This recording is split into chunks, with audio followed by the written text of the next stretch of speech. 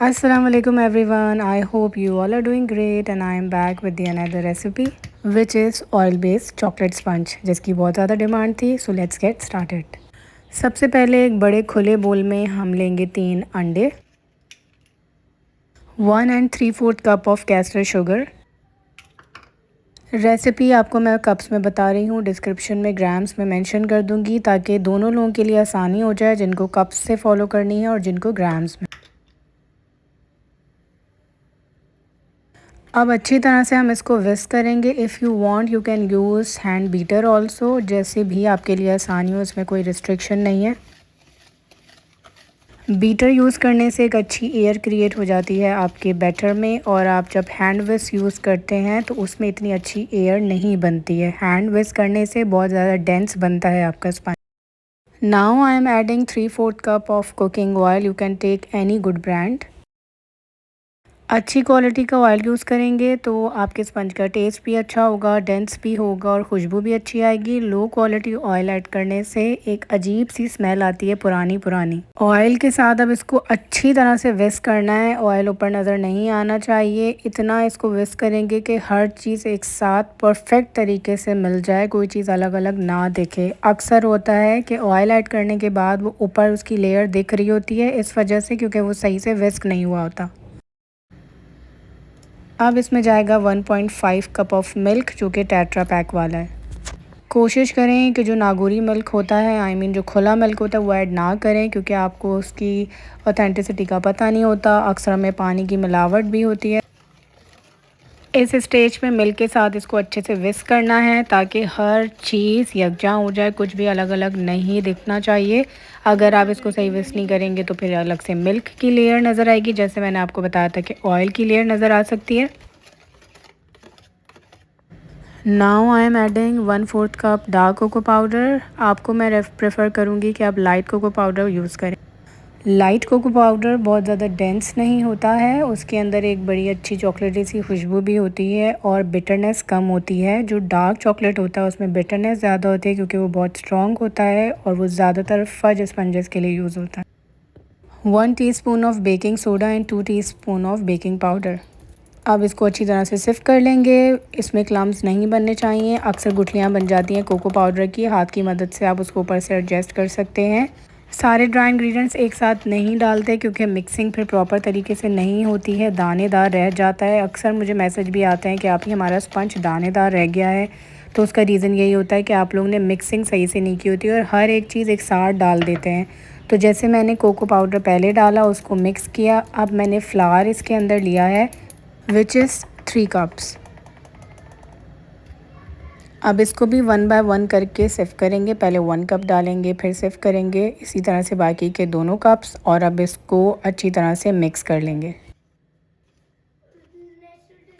मैं अब जो ये रेसिपी बना रही हूँ, ये 3 पाउंड के स्पंज की बना रही हूँ. मैं साथ साथ आपको पाउंड्स ज़रूर बताती हूँ, क्योंकि बेकर्स जो हैं वो भी ये वीडियोस देख रहे होते हैं और ज़्यादातर मैसेजेस मुझे यही आते हैं कि आप हमें जो भी रेसिपी बताती हो उसमें पाउंड्स भी बता दिया करें कि कितने पाउंड का स्पंज उसके अंदर निकल सकता है.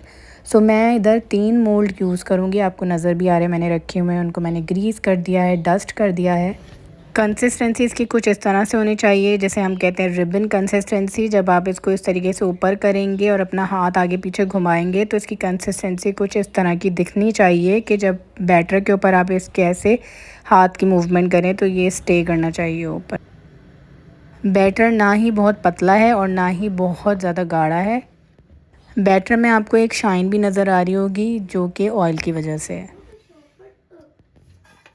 अब मैंने इसके अंदर 2 तरह के मोल्ड यूज़ कर रही हूँ, 5 इंच एंड 6 इंच. 5 इंच थोड़ा हाइटेड है और 6 इंच नॉर्मल हाइट है. 6 वाला जो है वो 6/2 है और जो 5 वाला है वो 5/4 है.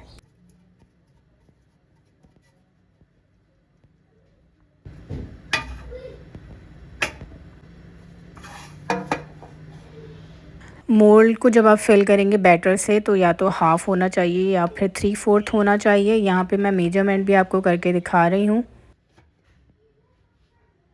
मोल्ड का जो अपना वेट है वो 107 है, उसको मैंने ज़ीरो कर दिया है. अब आएगा actual weight of batter.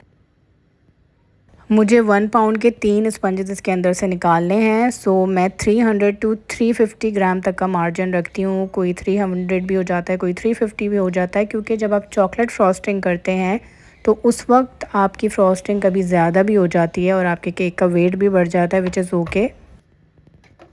Weight machine को मोड़ रखने के बाद हमेशा उसको ज़ीरो करें ताकि आपको सही वेट बैटर का पता चल सके।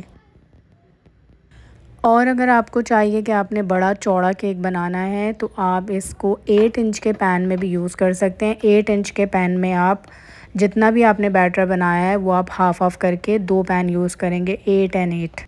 मुझे एक नॉर्मल हाइट का केक बनाना था 1 पाउंड का और एक थोड़ा हाइटेड बनाना था, इसीलिए मैंने 5 और 6 के मोल्ड यूज़ किए हैं।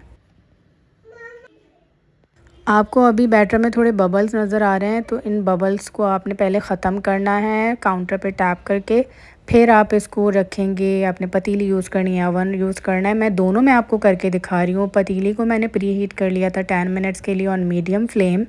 30 मिनट्स का टाइमर लगा के मैं इसको लो टू मीडियम फ्लेम पे छोड़ दूँगी। ओवन मैंने प्री हीट कर लिया था 10 मिनट्स के लिए ऑन 180 डिग्री। दोनों रॉड ऑन करके मैंने इसका टाइमर लगा दिया है 30 मिनट्स। अब इलेक्ट्रिक अवन और गैस के ऊपर बेकिंग में बहुत ज़्यादा डिफरेंस होता है, कंसिस्टेंसी में भी, टेक्सचर में भी और बेकिंग के टाइम में भी। 30 मिनट्स बाद मैंने चेक किया है तो मेरा स्पंज जो है वो ऑलमोस्ट रेडी हो गया है। गैस की बेकिंग में आपको फ़ायदा ये होता है कि जो आप टाइमर लगाते हैं ना, वो एग्जैक्ट टाइमर पे आपका जो प्रोडक्ट है वो बेक हो जाती है। पर अवन में अक्सर टाइमिंग्स आगे पीछे होती हैं, तो 30 मिनट्स में मेरा बेक नहीं हुआ था। इसको मैंने 10 मिनट्स और दिए थे, तो टोटल 40 मिनट्स में मेरा स्पंज रेडी हुआ था। और दोनों के टॉप टेक्सचर में आप डिफरेंस देख सकते हैं। एक बार स्कीवर स्टिक से ज़रूर चेक कर लें, अगर तो ड्राई निकल रहा है और तो फिर ठीक है, और अगर आपको लग रहा है कि फिर भी थोड़ा सी कसरत रह गई है तो आप इसको वापस ओवन में रख सकते हैं और कुछ मिनट के लिए दोबारा बेक कर सकते हैं। 3 स्पंजेस रेडी कर लिए मैंने 3 एग बैटर के साथ, और ये 3 पाउंड से ज़्यादा हैं। गैस और अवन की बेकिंग में ना एक बहुत मेजर डिफरेंस है। गैस पे बेकिंग तो बहुत अच्छी होती है पर उसके स्पंजेस में अक्सर डोम निकल आता है, पर जो अवन के स्पंजेस होते हैं ना वो डोम फ्री होते हैं। डोम निकलने के भी कुछ रीज़न्स होते हैं और उससे कैसे बचा जा सकता है, अगर आप इंटरेस्टेड हो जानने में तो मुझे कमेंट करिएगा, मैं उसके लिए भी वीडियो बनाऊंगी। और इस वीडियो में मैंने tips and tricks, dos and don'ts सब बताए हैं ताकि आप लोगों को कुछ फ़ायदा हो सके और मेरी वीडियो से आप कुछ सीख सकें। इनको कूल डाउन करने के बाद हम डीमोल्ड करेंगे। गरम गरम डीमोल्ड मत करिएगा वरना आपका जो स्पंज है वो टूट जाएगा। साइड पे जो आपको वाइट नज़र आ रहा होगा ना, वो फ्लावर है जिससे हमने मोल्ड को डस्ट किया था। तो अगर आप चाहते हैं कि आपको ये वाइट चीज़ ना नज़र आए, आप इससे इरिटेट होते हैं, आपको नहीं अच्छा लगता है, तो फिर आप बटर पेपर यूज़ करें। मैं टाइम को सेव करने के लिए बटर पेपर नहीं यूज़ करती और आपका बटर पेपर भी बच जाता है, क्योंकि I am into a business. तो आप सोचते हैं कि जी एक एक पेनी आप बचा सकें, तो उसका यही तरीका होता है। डोम को आपने कट करना है, इसको मत यूज़ करिएगा केक के अंदर, क्योंकि फिर आपकी केक की शेप ख़राब हो जाती है। प्रॉपर लेयर आपको चाहिए होती है केक को फ्रॉस्ट करने के लिए। सो हम इसको अच्छे से लेयर कर लेंगे और फिर मैं अंदर से आपको दिखाती हूँ कि ये कैसा दिख रहा है। अंदर से देखें, इसके अंदर बबल्स आ गए हैं। मैंने आपको स्टार्टिंग में बताया था कि बबल्स जब आ जाते हैं तो आपने इसको टैप करना होता है ताकि अंदर ये बड़े बड़े होल ना बने।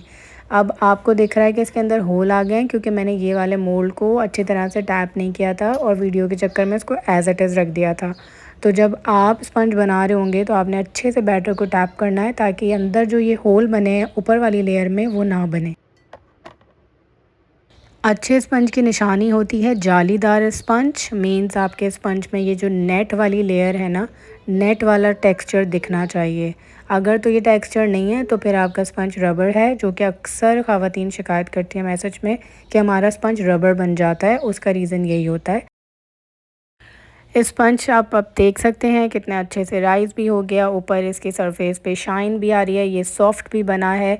और कौन सी रेसिपी आप देखना चाहते हैं या किस टॉपिक पे चाहते हैं कि मैं वीडियो बनाऊं, क्योंकि मुझे भी आइडियाज़ चाहिए होते हैं। So comment below. फिर मिलेंगे नेक्स्ट वीडियो में।